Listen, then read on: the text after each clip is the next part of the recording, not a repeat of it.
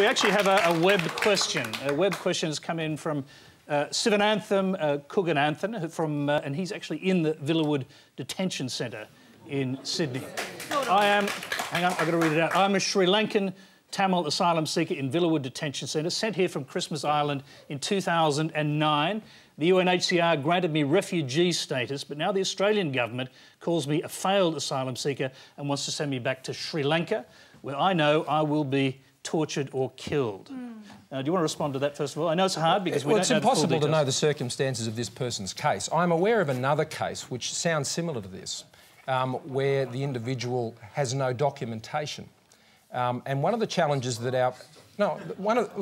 if I can finish, one of the challenges that our assessors have on Christmas Island and all around the various places we do these assessments is those who have willfully gotten rid of their documentation. Now, we don't know. It's very difficult to make assessments about who people are and where they've come from. Now, I acknowledge, as does everyone else, that there is people who lose their documentation through no fault of their own. It's taken from them, it's stolen from them, it's destroyed. And that is a situation we have to deal with. But it is often the case that people who are secondary movers coming through other countries before they come here dispense with their documentation. OK, all right. Makes it very hard to make these decisions. Let's hear from Simon Sheikh. We obviously don't know the details of this case. No, we don't. We do know the government has suspended all asylum claims to Sri Lanka, or from Sri Lankans and Afghanis. That's right, and the sad reality here is that in Sri Lanka, even independent journalists are escaping. Even independent journalists are wanting to get out of that country. So the suggestion on the web question about torture, the suggestion about trauma in Sri Lanka, I think is one that we should be taking very seriously. Now, when it comes to this debate, I've been speaking with people both in Afghanistan on very interesting phone lines, as well as people connected very closely to the Sri Lankan, in particular the Tamil community. It is embarrassing for the government that they have completely messed this policy up. Afghanis, let's look at Afghanistan.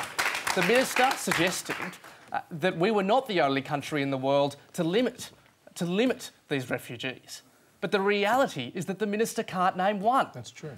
He can't name one. The other thing that is really sad in this debate is that the Prime Minister talks about Afghanistan being a safer place, perhaps because the US government have said that. Well, that's not true as well. That's right. This is a really disgusting situation that we find ourselves in. We know that as a country we must be extending our hand to those in need. And what we've seen from the government is a deeply political solution. Now, frankly, I understand why they're going for the political solution, because the opposition has not at all been helpful in this debate. The reality... Hang on. What would you like us to do, Simon?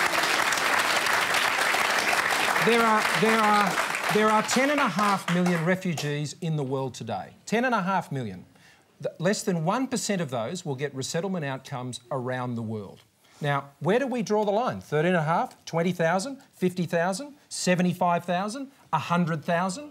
Where do we stop? You know, what's your policy? Where do you stop? Sure, this isn't actually a debate about that number. You yourself said there is bipartisan agreement on 13,500. But the truth of what you said there earlier tonight is that you don't support people who come by boat. Now, fair enough, we don't like supporting people smugglers, but the reality is that the numbers of refugees who are entering this country via boat, refugees who are desperate for our assistance, there are 10.5 million of them.